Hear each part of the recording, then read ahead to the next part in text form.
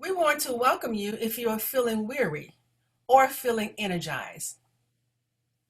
We welcome you if environmental and racial justice is brand new to you or has been on your heart for years. We welcome you if you are new to this virtual world or if you've hosted more virtual meetings than in-person ones. We welcome you if your body is a place where you feel at home, or if your best days are kind of an uneasy truce with your body. We welcome you if you're a morning person or a night person. We welcome you if you're a Democrat or Republican or neither. We welcome you if you are lesbian, gay, bisexual, transgender, non-binary, non-conforming, any other identity of the queer community, or cisgender, or if you're not sure what any of these words mean. We welcome you if you are a person of faith, if you're not, or if you're in between. We welcome you if you are a person of color or if you are white. We welcome you if your disabilities are where others can see them or if your disabilities are harder to see. We welcome you if you are older, and we thank you for your wisdom and your energy. We welcome you if you are younger, and we thank you for your wisdom and your energy. We welcome you if you are wounded and healing and trying to recover your strength. And we welcome you if you are feeling strong and trying to figure out where to use your resources. We welcome you if you are transitioning out of something and mourning what is lost. And we welcome you if you are moving towards something exciting and trying to discern its shape, or if you are unsure of exactly where you are. We welcome you if you feel like many of these words describe you or none describe you at all. Each of you is welcome here. All of you are welcome here. And most importantly, all of each of you are welcome here. Good morning, everyone. I want to welcome you to the Presbyterian Peace Fellowship breakfast of the 224th General Assembly. It's wild to think that we've come another 2 years, and even more wild to recognize the way that we are gathering together this year. In many ways, I think it points us in some new directions for the whole church. I'm so glad to be with all of you. It's our custom as we gather for the breakfast every 2 years to call out some of the folks in the room who have been particularly important to the life of the church. That's a little more challenging in this context, but I'll do it in some general ways. I want to recognize that there are former moderators with us this morning, particularly Susan Andrews and Bruce Reyes-Chow. We have mission co-workers with us. I saw Leslie Vogel and Sarah Hankins' names on the list, both calling in from Latin America. We've got PCUSA staff members and members of advisory committees to the Presbyterian Church USA. We've got accompaniers with us this morning who have served in Colombia and Agua Prieta, Sonora over the last number of years. We've got many people representing the various partner organizations that are the lifeblood of the Presbyterian Church USA. Presbyterians for Justice, Presbyterians for Earth Care, More Light Presbyterians, the Israel-Palestine Mission Network. And most importantly of all, we have commissioners and advisory delegates with us this morning who are serving as commissioners to the 224th General Assembly. We're grateful in particular for your presence, for you are tasked with leadership to the whole church during this remarkable confluence of the COVID-19 pandemic and the uprising following the murders of Breonna Taylor and Ahmaud Arbery and George Floyd. We're so grateful that you are taking that leadership role, and particularly grateful that you are here with us as you live into that role during the coming week. You know, the Presbyterian Peace Fellowship is a core part of the nucleus of the social conscience of the PCUSA. And as we all strive to imagine what it means to be church in this moment of confluence, when confronting and dismantling systems of white supremacy is in the forefront of our minds, I am so glad to be doing that work with all of you. Thanks for being here this morning. I look forward to going to peacemaking camp with all of you during the week of the General Assembly as things unfold. And I'm glad to be with you in this particular moment in time. Greetings, friends in Christ and fellow peacemakers. It's a privilege to be with you today to celebrate the witness and the ministry of the Presbyterian Peace Fellowship. I've heard it said that peacemakers are God's holy mischief makers making God's holy mischief.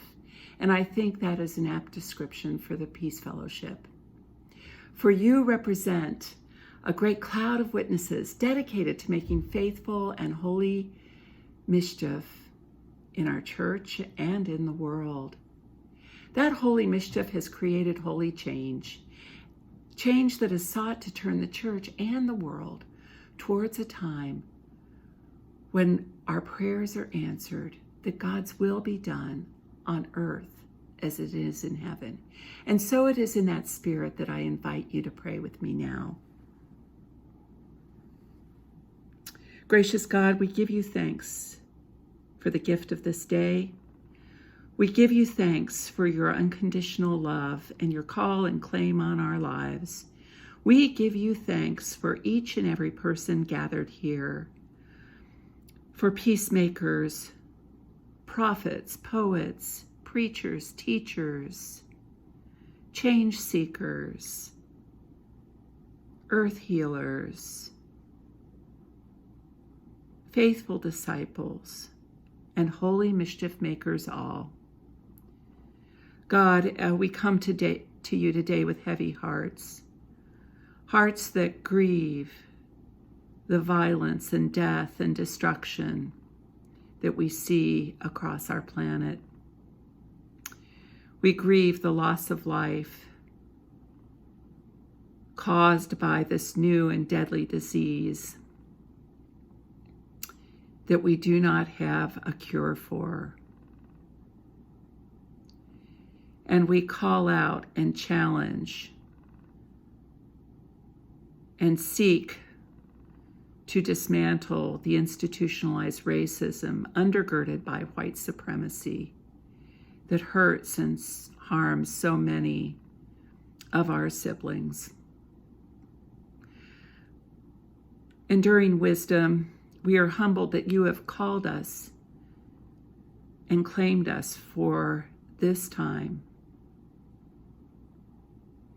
We ask your guidance in these tumultuous days.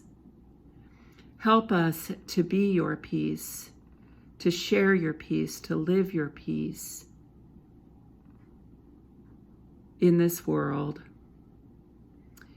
Help us to proclaim a peace that is unyieldingly committed and centered in justice and equity for all your people and all your created order.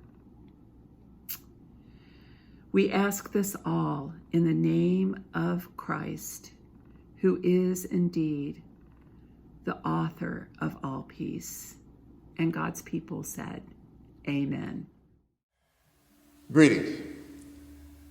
We give thanks for the continued work of Peace Fellowship, particularly the work that is being done to continue to promote peace not only in the United States of America, but across the globe.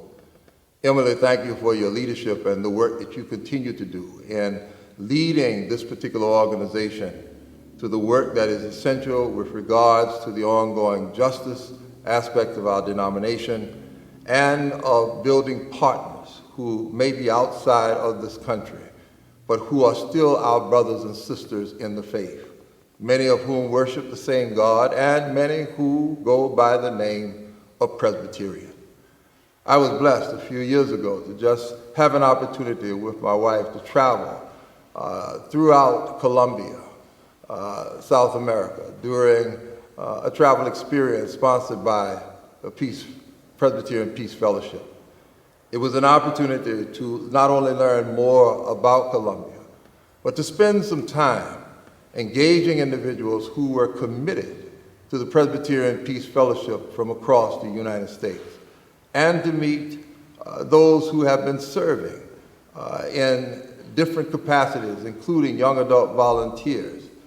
And that was not enough to be able to connect with the Colombian people who, before we came, just a few years before that, Presbyterian women were applauded for the work of setting out a founding and a foundation of Presbyterianism for Presbyterians in Colombia.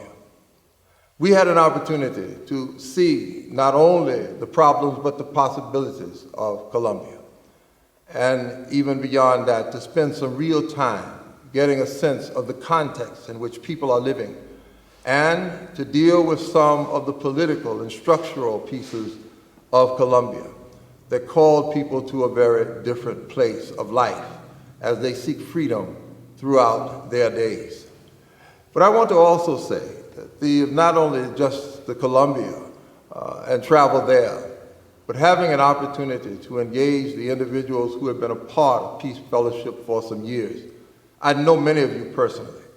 And as we spend our time here at the General Assembly of the Presbyterian Church, doing it virtual this year because of a pandemic, doing it virtual this year because of the police shootings, doing it virtual this year because it is a new wave of activity that we are called to in the 21st century, to not be behind the card, but instead to begin to be in front of it and actually to lead it, and to lead both our nation and world into a deeper sense of what it means to honor every human being that God has created.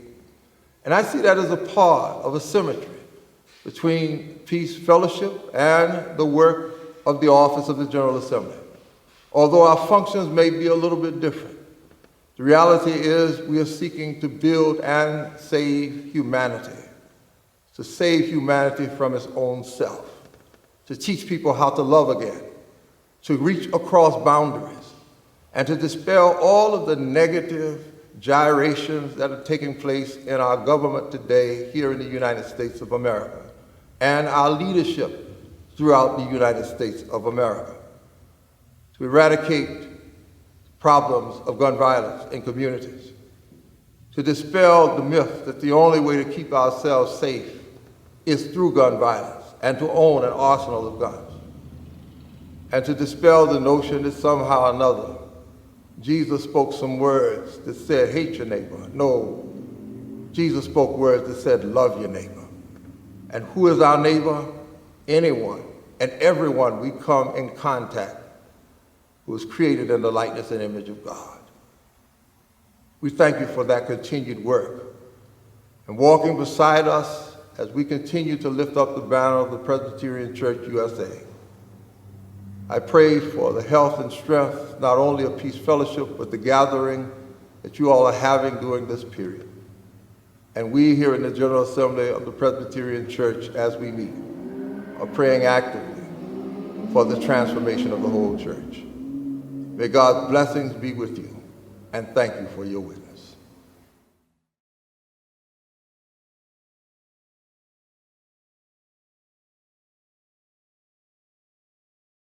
Good morning, and greetings from the Presbyterian Peacemaking Program to everyone attending this morning's Peace Breakfast. My name is Carl Horton, and I am the coordinator for the Presbyterian Peacemaking Program. And I'm Simon Dune, Mission Specialist with the Presbyterian Peacemaking Program. Our program has been really pleased to partner with the Peace Fellowship on a number of recent projects. In particular, the webinar series, Standing Our Holy Ground, a year-long look at gun violence and what the church can do about it. The webinar series just wrapped up its final episode in early June. Thanks to the hard work and collaboration between PPF and the Peacemaking Program, the webinar series broadcasted 14 episodes over the last year, reaching an estimated 350 viewers, and many more who will view the webinar recordings online. And based on the actions of the last General Assembly, the Peacemaking Program is working with PPF's Peace Church Working Group on the Peace Church Initiative. We also continue to work together to provide guidance for congregations around peace discernment, nonviolence, and conscientious objection. We'd like to thank the Peace Fellowship for continued partnership on these efforts, and to extend our congratulations to those receiving the Peace Seeker Awards this morning. Yes, we would. Congratulations to First United of Oak Park and Lincoln Park Presbyterian Churches on receiving the 2019 award. We are grateful for your leadership in modeling ways that congregations can address gun violence.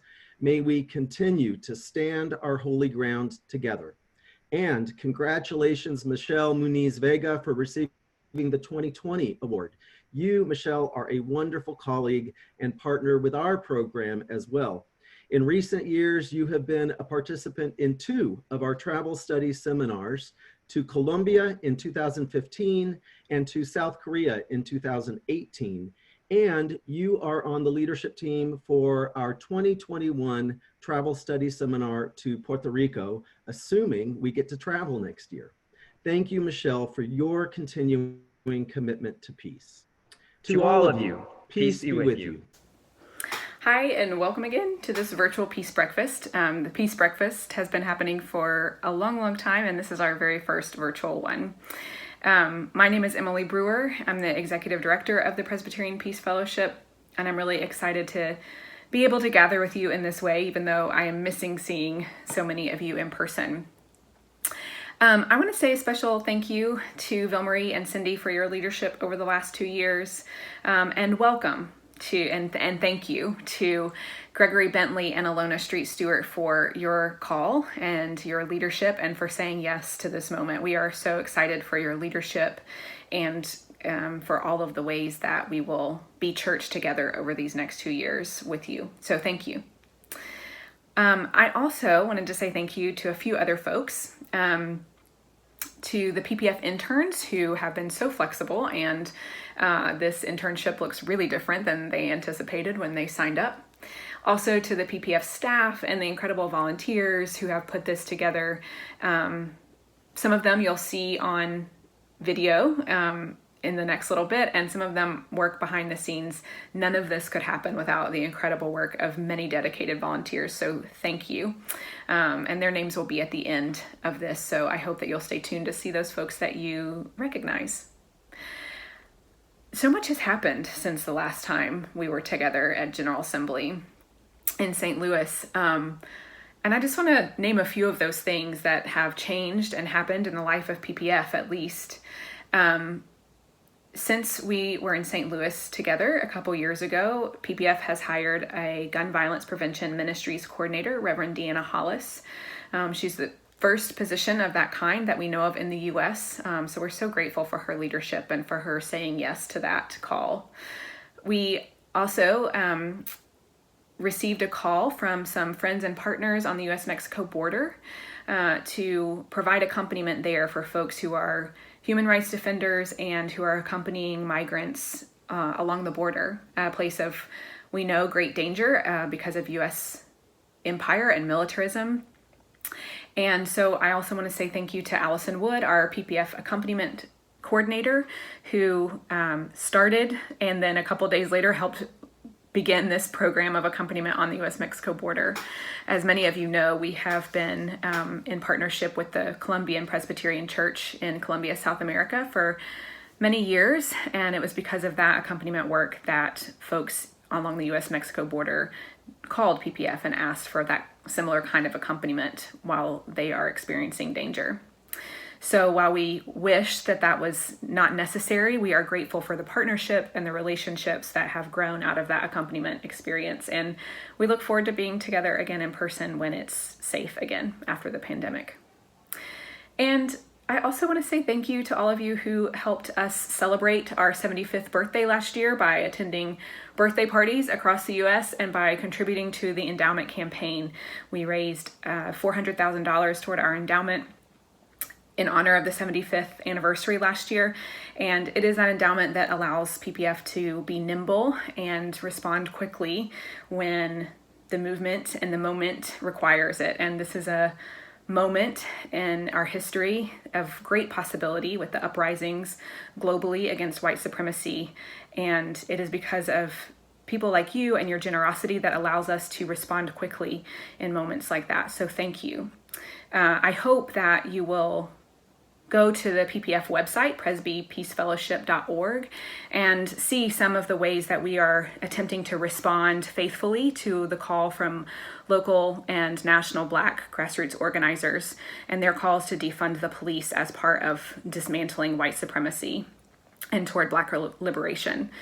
We know that that is the work of peace with justice, and so we are grateful to their leadership, and we look forward to walking this path together as we seek to respond to that call.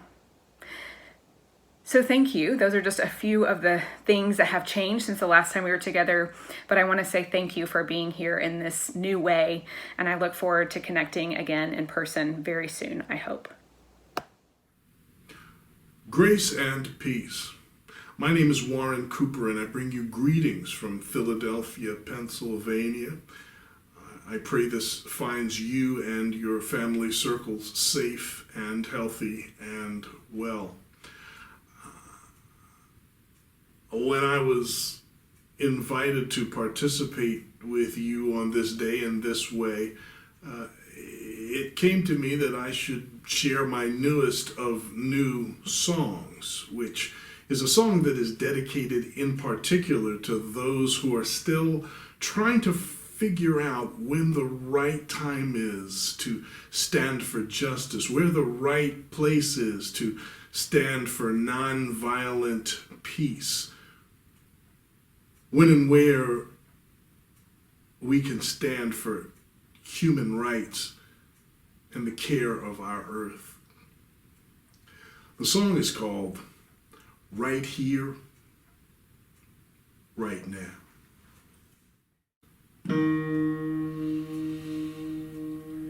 It's time for healing to be revealing above the ceiling of our wildest dreams. Time for remorseful to be resourceful and rise above all of how it may seem.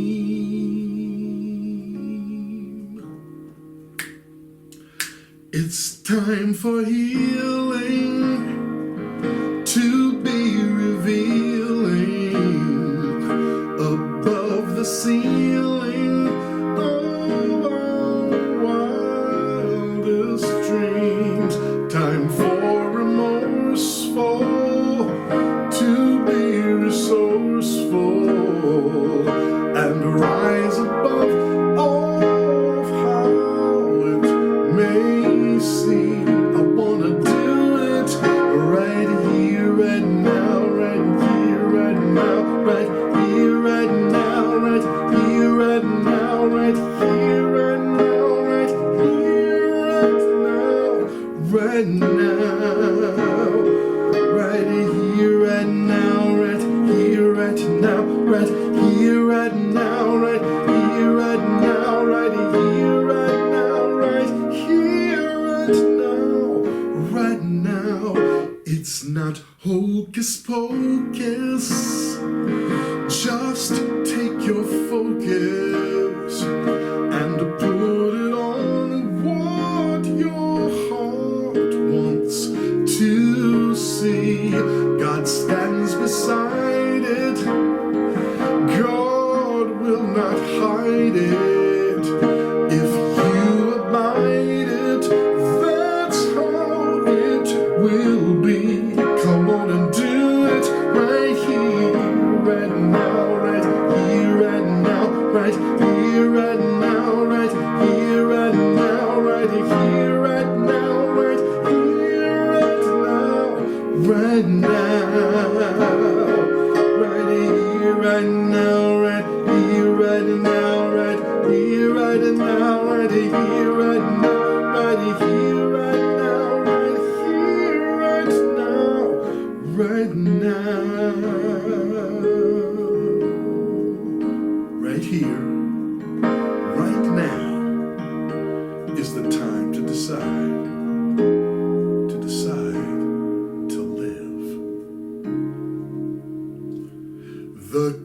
key to living is in forgiving. We have been chosen to show the world just how, and when we do it, God brings us through it. We can get to it, let the healing start right now, right here, right now, right here, right now, right here, right now, right here, right now, right here, right now, right here, right now, right now, right here, right now, right here, right now, right here, right now, right here, right now, right here, right now, right here, right now,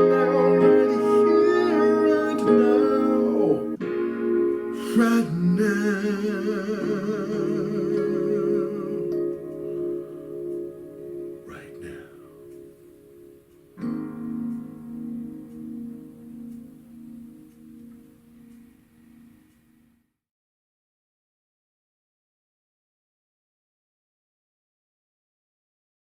My name is Eric Clark. I'm the co-moderator of the Presbyterian Peace Fellowship, and I'm talking to you today from my backyard in Portland, Oregon, to share with you the 2019 Peace Seeker Award. This year, we're giving it to the First United Church of Oak Park and the Lincoln Park Presbyterian Church. We're giving it to these two congregations for their exemplary ministries to prevent gun violence. They have faithfully, tirelessly, and persistently engaged in study, prayer, preaching, advocacy, and activism in response to the gun violence crisis in their city and in our nation. What has particularly impressed me about the ministry of these two congregations is that as it has expanded, that they have recognized the need to address this issue not as a standalone issue, but to stand at the intersection of race, poverty, and state violence in our society. And through vigils and creative actions, they have named, honored, remembered the gun violence victims, comforted those who are mourning, and inspired all of us who long for peace. May your ministries continue to flourish, and may all congregations working to end gun violence in our society be inspired by your example. Congratulations on receiving the 2019 Peace Seeker Award. We all wanted to begin by saying how grateful we are to the Presbyterian Peace Fellowship for giving us this Peace Seeker Award. We are located on the north side of Chicago. Our congregation is about 65 members on the rolls. Our focus has really been on people murdering other people with guns, and particularly the youth. We would like to see youth not die by gun violence. We began getting involved when we had a member, Kathy Zartman, who got a group of churches together to request people to turn in guns. It was exciting that there was some response to this. We just have this luck that in the fall, there is a marathon in Chicago, right past our church. We thought part of our responsibility could be extending a wake-up call to our neighborhood about the prevalence of youth dying. Putting the photograph of these beautiful young people on a line in front of the church, their names, the date of death, and their neighborhood. And it just is truly makes people stop and look at it. Some of the people that were coming by to look at the display wanted something more. Our vigils have been a place where people have been able to come together from all over the city. It's rare to see South and West and North come together for anything. And we have centered the voices of both youth as well as pastors and people of color. We reached out to one of the famous hip hop stars here in Chicago and said, "We want to do this vigil. Would you be willing to come and talk?" Part of why he said yes is that his publicist had worked with this church on fair housing back in the 60s. It starts with a couple of people being excited about an issue. Then it takes involving the congregation however you can. We learn from the toolkit that PPF has prepared. We've used quite a few of the ideas in the toolkit, and it's I think especially good when you're starting out to get some activities from it. It can be simple things like praying daily for gun victims to things like being very active in protests. We've learned about the bills pending on gun violence prevention, then have written letters and postcards and emails during our refreshment time after the service. Gun violence is a symptom of so many deeper systemic issues related to systemic racism, white supremacy, disinvestment, segregation. Reverend Dr. Martin Luther King Jr. said, riot is the language of the unheard. And in some ways, I think we've often felt as a congregation that gun violence is also the language of the unheard. Helping people understand how important their vote is why we do voter registration. We've made a huge sample ballot to put in the back of the sanctuary because the ballot in Chicago can be 200 people long. We got a lot of this information from the League of Women Voters. We've been grateful for our partners, and it's been important that over the years, we keep showing up. We would love to encourage churches of all sizes to just take the first steps if you haven't yet. You don't have to be a big church. You don't have to be a church with a lot of money to just take a step in the direction of trying to get involved in gun violence prevention.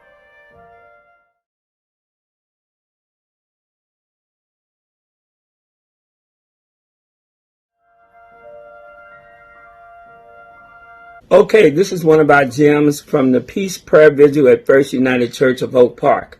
Somebody pray for peace. Had peace on their mind, took the time to pray for peace. Oh, I'm so glad they prayed. I'm so glad they prayed. I'm so glad they prayed for peace. We are so incredibly honored to be receiving this Peace Seeker Award and very humbled because we are just small actors in an effort that's going to take many of us to be successful. We are a moderate-sized church that is in an urban suburb bordering Chicago. Our church has had a long tradition of working against racism and on peacemaking. And when our neighbors and our friends' sons were dying on the streets, we had to get involved in gun violence prevention. The committee surveyed our congregation and found that the #1 issue of concern is gun violence. In response, one of the projects the committee started was to create a scroll with a list of names of people who recently died due to violence in Chicago. To involve the entire congregation, we brought the scroll to church meetings and gatherings. We asked the people to write the victims' names and think about the impact to individuals' families and friends. The scroll of names was used in worship as a tool for prayer. We read aloud the names to honor and remember the victims for that week. The list of names ended up being so long that it went down the choir loft and into the aisles. I encourage you to try something similar to impact your community.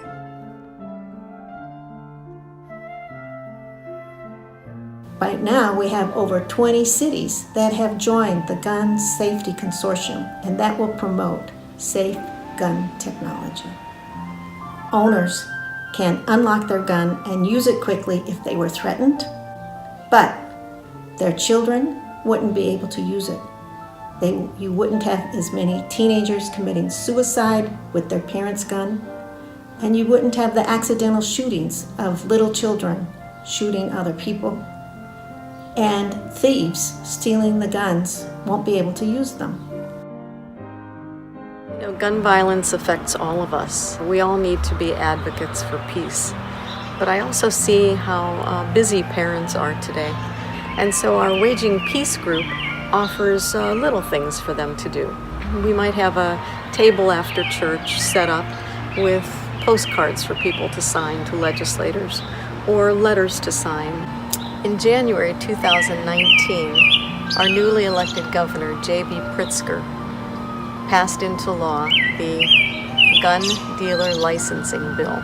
It took 16 years for that bill to be passed into law, which makes it mandatory for gun shops in Illinois to be licensed at the state level.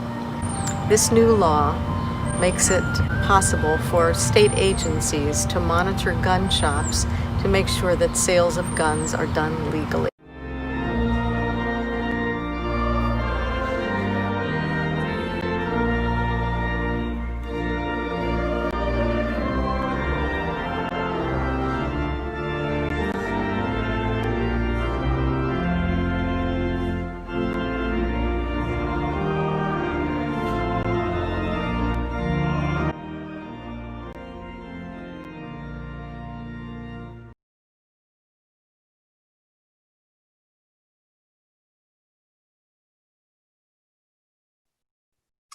Hi, everyone.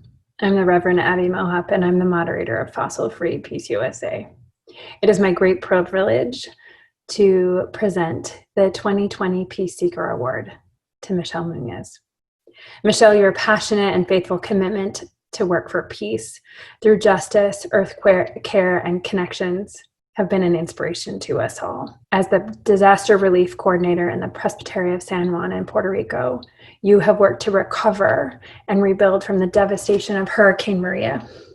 And we saw firsthand on our delegation to Puerto Rico your commitment to environmental justice, responding to colonization and racism. We're so grateful and so blessed by your work to our denomination and to our world. Thank you and congratulations.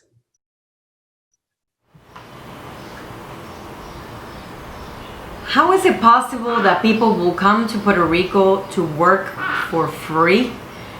A neighbor was asking me about this as I was trying to explain that we were gonna start hosting volunteers through the Presbyterian Disaster Assistance at the church in the corner. After hurricanes hit, the connection with the brother denomination was important. It is very easy for us to stay within our insular reality and context, and in the midst of mourning, loss, tiredness, frustration, and grief, it was good to be reminded that we were part of a bigger community that cared about us. Our San Juan host site, La Casona de Monteflores, is located in the heart of San Juan in the most densely populated area of Santurce. Although I visited the Presbyterian Church here for many, many years, this has been the first opportunity that I've had to work directly and connect with in a deeper way with the community of Villa Palmeras. While we were getting ready to receive volunteers, I was also advised not to mix politics and church during conversations with the volunteers. However, questions started to rise since the very first groups arrived, and I learned that there were some truths that were difficult to understand. Some truths that were totally unknown in the States, but were crucial in the understanding of Puerto Rico's reality and context. There are a lot of layers when it comes to talk about Puerto Rico, and the church has a responsibility to learn about them if it was to be part of the recovery. Today, big decisions relied on U.S. Congress and not in the power of our people. And when folks ask me what political status I think Puerto Rico should have, I always make sure that I explain that regardless of what I think, and I'm very clear of my beliefs, we in Puerto Rico do not have the power to change it. That's why the summer in 2019 was so important in our history, because our voice was not only heard, but it really provoked a change in the highest position in the local government. As we continue to work in the recovery, we locals are also learning about realities in our island. Some of these issues were happening before the hurricanes hit, but have been put in the spotlight as we work in the recovery process. Over 40% of the population lives under the poverty line. More than 200 schools have been closed in the past 3 years. And in 2020, there's an estimate that almost 1,000 homes still are in blue tarps. This is not counting houses on the rebuilding process, and this is not counting houses somehow affected or destroyed by the earthquakes last January. And we cannot talk about Puerto Rico without talking about its politics. We cannot talk about recovery struggles and challenges without talking about how colonialism still affects those dynamics. We cannot talk about climate justice in communities like El Caño Martín Peña in San Juan without challenging systemic poverty that really prevents this community to really thrive. And we cannot talk about long-term recovery without collaboration, without mutual partnerships, without the community leading us. And if the Presbyterian Church engages in the recovery of Puerto Rico, it also has the responsibility to challenge the systems that prevent the Puerto Rican people to pursue self-determination.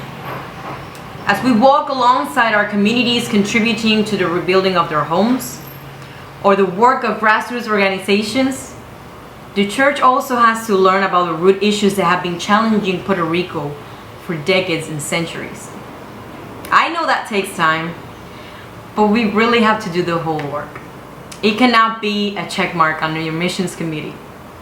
And in the light of COVID-19, we've been reflecting about what going back to normal will look like, and how perhaps there's an opportunity to build a new normal, and not necessarily go back to what it was before. And my prayer is that long-term recovery works the same. We cannot be peacemakers without challenging systems of power that only benefit some, even if some means also us. And I really like the recovery process in Puerto Rico, as long as it may look like, provides a space to talk about this, so we can rebuild our land with justice.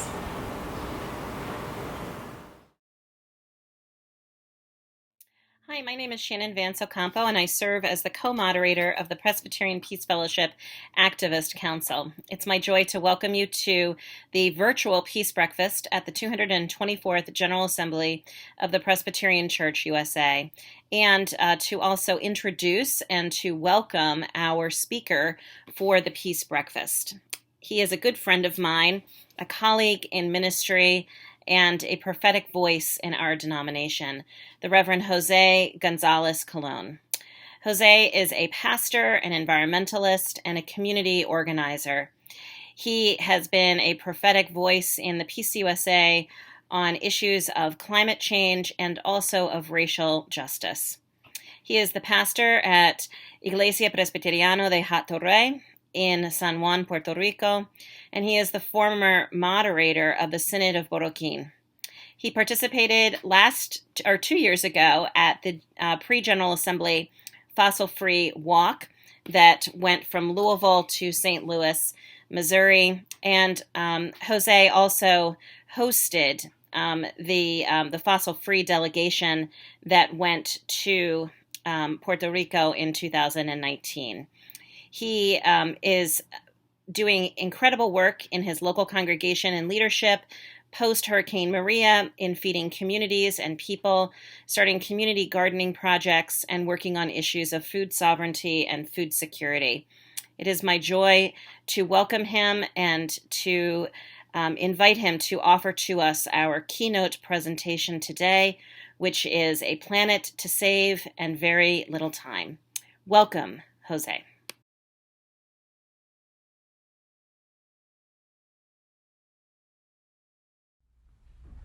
Friends, a reading from the book of Revelation, chapter 3, verses 14 through 17, and it reads, I know your works. You're neither cold nor hot, and I wish that you were either cold or hot. So because you're lukewarm and neither cold nor hot, I'm about to spit you out of my mouth. For you say, I am rich. I have prospered. I need nothing. You do not realize you're wretched, pitiable, poor, blind, naked. Therefore, I counsel you to buy from me gold refined by fire so that you may be rich, and white robes to clothe you and to keep the shame of your nakedness from being seen, and salve to anoint your eyes so that you may see. Friends, siblings, and all the fellow philo dikaiosune, if I could use such a word, I'm trying to say lovers of justice. To the PPF, Thank you for this privilege to join you in this gathering at a time when the world as we know it is changing so rapidly before our eyes. As I was preparing for this address, my original drafts were trashed because of worldwide and personal events happening all at once.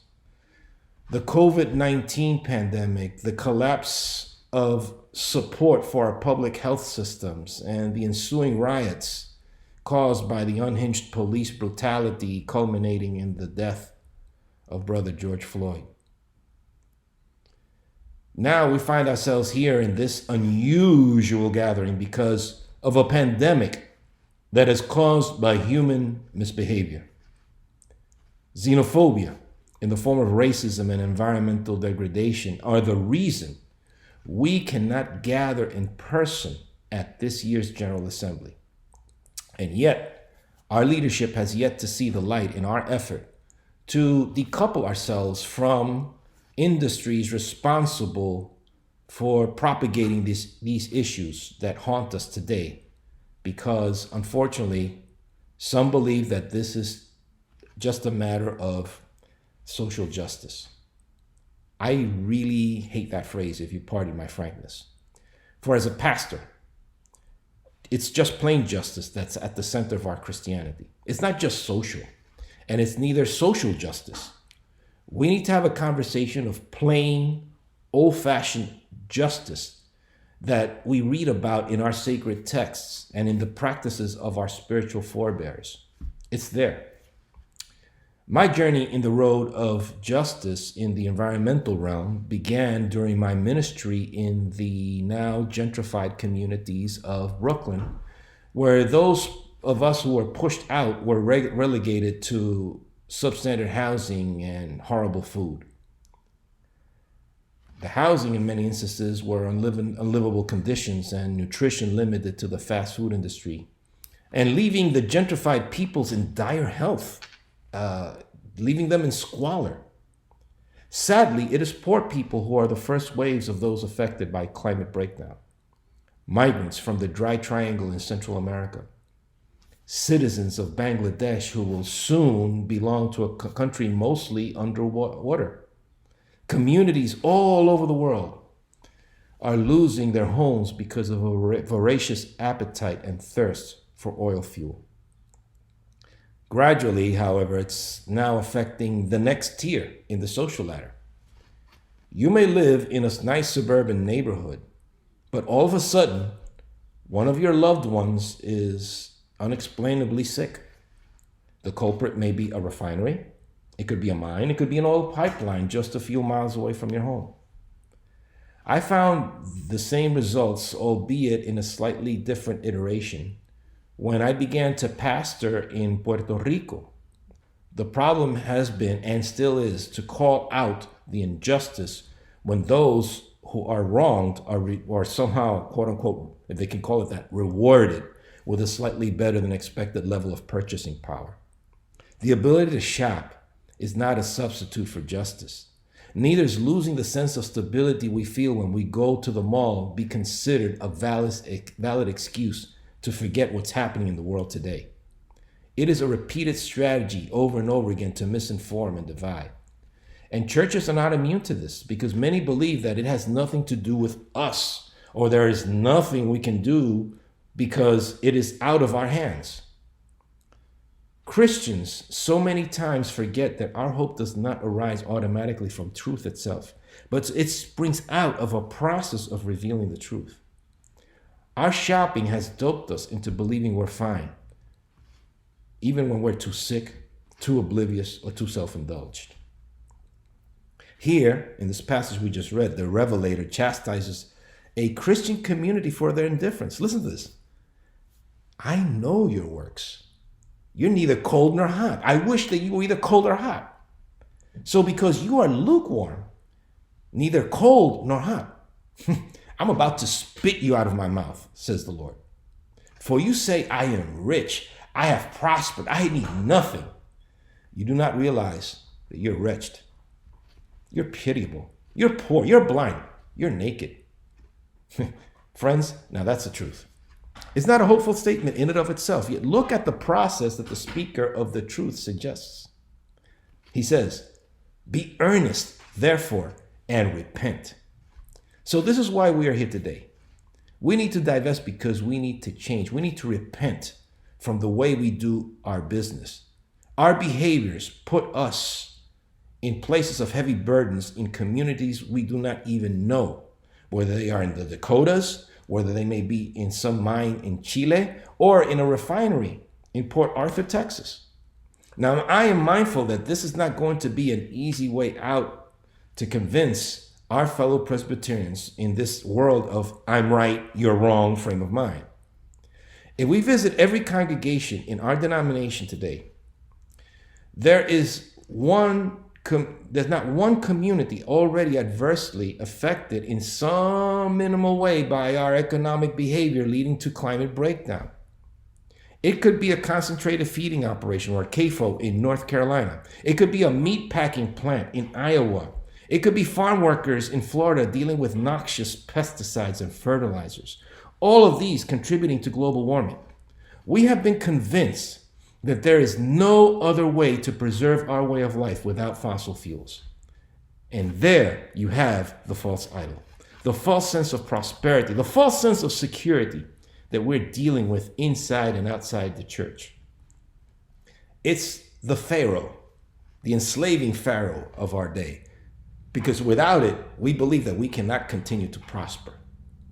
So here are some of the comments I'm sure you heard before when it comes to this issue of divestment. We need to continue the dialogue so that we can remain at the table.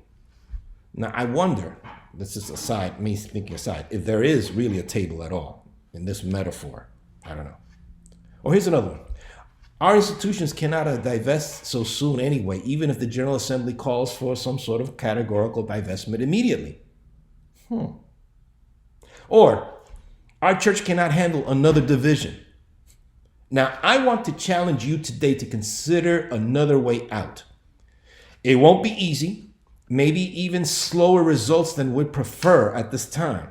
But I'm quite sure it's closer to the path of repentance that the Revelator had in mind for his churches in Asia Minor during that time. In this time, we have othered everything external to ourselves, including the planet. When are we as Christians going to stop this unfettered form of treating our world and our relationships as slaves or objects to mind conveniently and relate with just this forced form of relationships with just to gain an advantage? One way to look at this is that our decisions, though we may think are restricted uniquely to the Presbyterian Church, they have very public consequences. Now think about it. Think about the Matthew 25 initiative. It's wonderful, and it even calls for vital congregations. And the one that I love the most is doing away with structural racism. Now, how can we say that one congregation is on the Matthew 25 path when the entire denomination wants to profit from fossil fuels? There cannot be consistency in the ministries we do on the ground when at the back end somewhere, we're filling our coffers with money used to take away lands from indigenous people, that we poison the neighborhoods of people in cities like Flint, or even in poor neighborhoods in New York City. We cannot say we are rich when we are truly poor. We can no longer hide in our public stances from the work we do on the ground. If something we have to accept in this age of social media is that there aren't any secrets anywhere in the world today, our little secret, it's going to come out soon enough, and people will know, and people will hold us accountable. Secondly, we cannot separate this matter as something separate from racism. It's built on it. In fact, it's practiced every day in our congregations. And one of the things that our communities of color, we have to grapple with is how climate breakdown makes us even more sick, makes us poorer and even more miserable. Just think about it. Next time they want to put a refinery in one of our backyards or a McDonald's somewhere in our neighborhood, if the COVID-19 pandemic is showing us how the Navajo African American, Latinx communities show a disproportionate level of infections in the US today. This pandemic, it began with the invasion of frontier land inhabited by species of animals that protected us from lethal viruses. And as we began to hunt them down, whether it was for food or for profit, we have opened a Pandora's box of pestilence. Lastly, I just want to leave you with this. We must ask, where will we be the next time there is another hurricane, another massive mudslide, another pandemic, or just another brush fire? When you watch the news, are you just going to send a love offering, plan a mission trip, send prayers and concerns in a thoughtful Hallmark card? Or are you going to truly take concrete steps to correct the wrong? This is our chance. This is our moment to correct the wrong. So I'll leave you simply with this to keep in mind as you meet and gather and pray.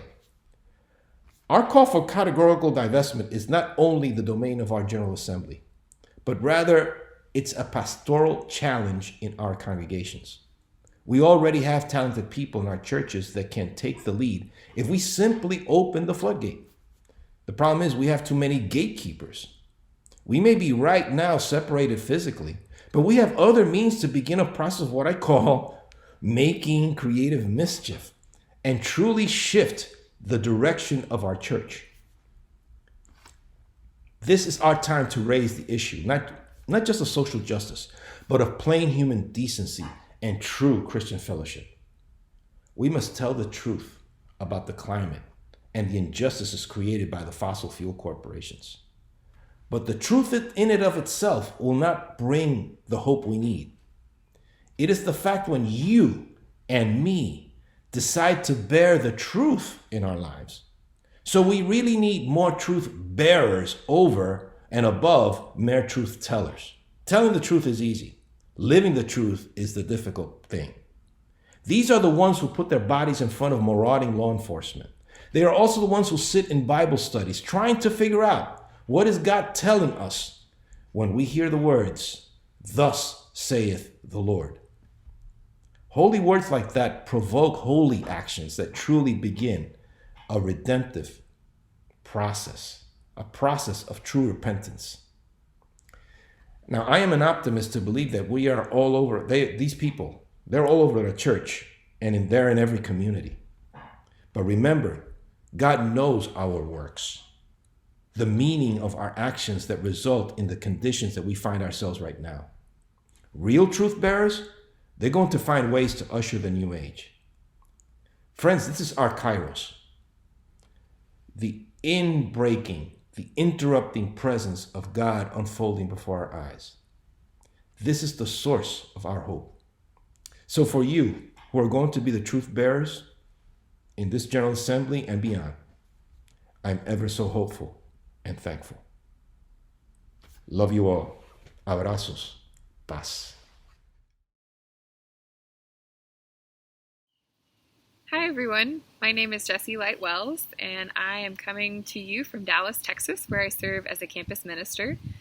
And my involvement with PPF has been varied over the years, but I'm currently serving as the development chair, and so I'm glad to be with you this morning.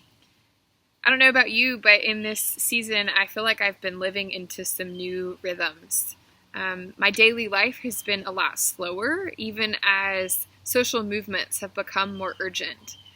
So I've spent a lot of time outside, particularly in the garden that my husband and I planted earlier this spring. In early March, not knowing what was ahead, we pushed seeds down into the soil and we watched patiently as some things grew and began to bear fruit and others sort of slipped away. And it's in the garden that I'm reminded of the sacredness of creation. I'm reminded that giving my energy and my time and my love is a way of putting my faith into action, trusting that God will take my gifts and create growth. And so giving to Presbyterian Peace Fellowship feels akin to tending a garden. When I give my energy and my time and my money and my love to this organization, it's a way of putting my faith into practice. and trusting that God will create growth. It seems to me that to tend a garden is to contribute to a vision of a better world. Because in the garden, I'm reminded that we are called not only to pull up weeds, but to plant seeds. We're called not only to prune and uproot, but to water and to nurture budding plants.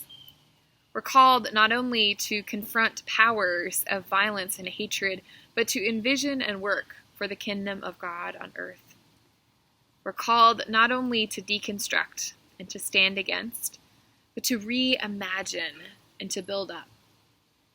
I think Naomi Klein would put it this way: saying no is not enough. We have to cast a vision of a world that bears the fruits of peace. So in these days of struggle and grief and loneliness and new normals, it's become clear to me, more than ever before, that PPF is an organization that is trying to cast a vision, not merely of a world with no violence, but of a world that bears the fruits of peace. And as a collective, I've seen us engage in the messy, often chaotic work of nurturing a better world into being. You all have been a part of planting and watering the seeds of anti-racism work and re-envisioning policing, of fossil fuel divestment and accompaniment work in Colombia and at the U.S.-Mexico border, of gun violence prevention and working for a just peace in Palestine. We all know that PPF does not shy away from difficult conversations, because digging our hands into the dirt, however messy it is how things grow. So I want to invite you today to join us in the dirt. Whether you've been here a while or you're discovering PPF for the first time, you are invited to the dirt. Bring the tools you have and prepare to get a little messy. Bring your energy, your time, your love, and yes, your money, and give what you have for the sake of what can be, for the sake of working alongside God to plant the garden again. So as we stoop down to sit in the dirt together, I invite you to make a financial contribution to ensure that the work continues. There are many ways to get to our donation page. We're going to share a link in the comments if you're watching on Facebook Live, or you can go to the link on your screen. And we'll share a QR code in just a minute that you can scan with your phone, or you can send us a check to the address on your screen. I want you to know that it's a gift to labor in the field with you, to plant and water and nurture the seeds of justice and peace. And if you are longing to do this work with a collective, I hope you'll consider joining the PPF Activist Council, which is a group of folks who are endeavoring to share the work together. So whether you're planting seeds or watering sprouts, nurturing new growth, or collecting the harvest, know that we are grateful for the many ways that you are lending your energy, love, and resources to PPF. Thank you.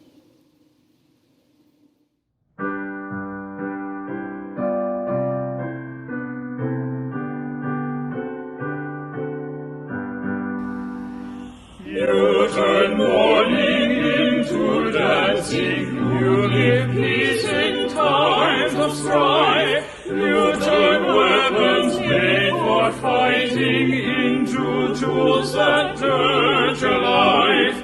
God of love, you give a vision of a time when war will cease, and you call us as your children to embrace your way of peace. Through the ages some have answered, seeking mercy more than might. Some have struggled just to whisper, God does not want me to fight. Some have stood in opposition to the ways that lead to war. Some have made the firm decision, peace is worth our working for. May we learn that peace and justice mean much more than saying no. Peace requires our daily practice, seeds of listening need to grow. Justice can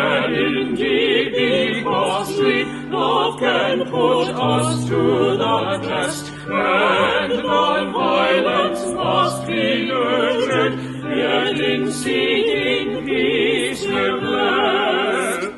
May we journey with our neighbors in the struggles they go through, to accompany another is a peaceful thing to do. May we change our laws and culture, that becomes priority. May we care for earth and nature, seeking to be fossil-free.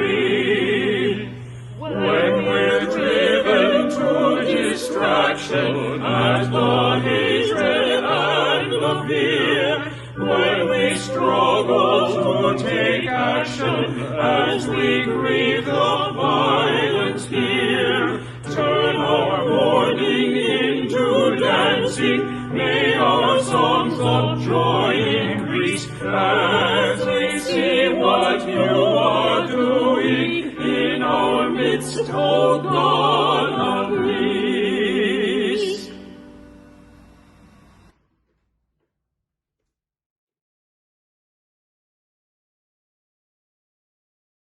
This evolving benediction came to the Peace Fellowship from our dear friend Clinton Marsh, who was the son of sharecroppers and the moderator of the 185th General Assembly in 1973, and the first African-American moderator of the Presbyterian Peace Fellowship, leading us into the 1990s. And this benediction is one that we turn to often and has passed from older generations to younger, with the understanding that it will continue to speak to us and empower us to act if we only listen deeply and engage with God's world and her people. And now I'm supposed to say go in peace. But how can I say go in peace when this global pandemic has forced us to meet virtually, changing our very ways of life? And how can I tell you to go in peace when the coronavirus continues to disproportionately take the lives of Black and brown people, leaving entire neighborhoods and families heartbroken? And how can I tell you go in peace when climate change has not slowed down in devastating communities and threatening the future of all God's creature? And how can I tell you go in peace when Black and Indigenous people continue to be killed by law enforcement without consequence or real change? And how can I tell you to go in peace when many of us are settler colonizers on the land we call home, and yet we know very little of this history or the people who have stewarded this land for generations? And how can I tell you to go in peace when gun sales soared at the beginning of this pandemic, and gun suicides and domestic gun violence have increased 19% in some areas during COVID? And how can I tell you to go in peace when the God we worship is one who came to be with us in the form of a dark-skinned Palestinian Jew who was executed by the government for daring to preach that it is the poor of this world who God loves most? And how can I tell you to go in peace out into a world where each night millions of parents go to sleep watching their children sink into a hungry slumber, only to wake up to face another hungry day, if they wake up? With a world like that out there, how can I dare to say to you to go in peace? But I do say to you, go in peace, because Jesus said, "My peace I give you." And remember, he who said, "My peace I give you," also said, "If you will be my disciple and thereby inherit my peace, you must take up your cross and follow me." So I do dare say to you, go in peace, if you dare.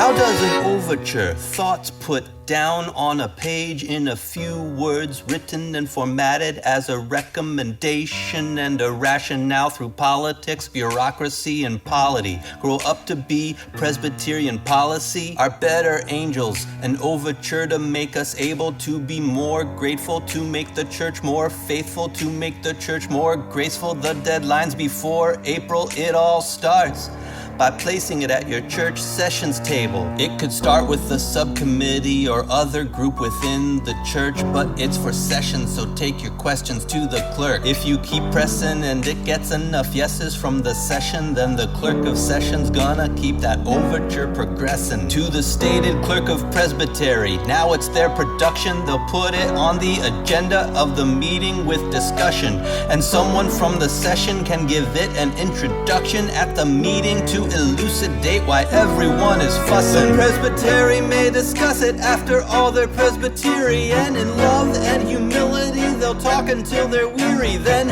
if it passes, we've got everything we need, and the overture's gonna proceed. What's it see then? General Assembly. It goes to General Assembly, and there's a million things they have to read. But just you wait, just you wait. But it's not over, the overture isn't over. The hurdle another presbytery has to concur. Join the circle and then it's on to GA for more work. One concurrence is fine, but a few more won't hurt. Another presbytery can simply vote to concur, sir. Affirm they concur with the overture from the first verse, or start at the beginning and do it all for themselves. Recommendation has to match, but you can change the rationale. There's gonna be more work and a trip for overture advocates. Each presbytery gets to pick one that's concurred or authored it. The stated clerk, working at pcbiz.org, submits the advocate's name with their keyboard. Overtures assigned to committees grouped by subject. Advocates can speak to the committee that's discussing it. Commissioners will meet and talk in committee, but anyone can speak at the public hearings. Anyone can speak at the public hearings. Anyone can speak at the public hearings. Anyone can speak at the public hearings. Anyone, just sign up. General Assembly, General Assembly. We wait every 2 years for you. Every 2 years for you. We're always so tired, cause it always takes so much time. Oh, General Assembly, General Assembly. When the Presbyterians meet in June, through the roses and the thorns, through the motions and reports, the church always being reformed. The committee can make changes to it, whatever they want. If it goes to plenary, everyone votes on it. Standing at the microphones, asking and responding. First, your local session, then your presbytery, then you get concurrence, then GA, and then it's PCUSA policy. There's a million things they have to read.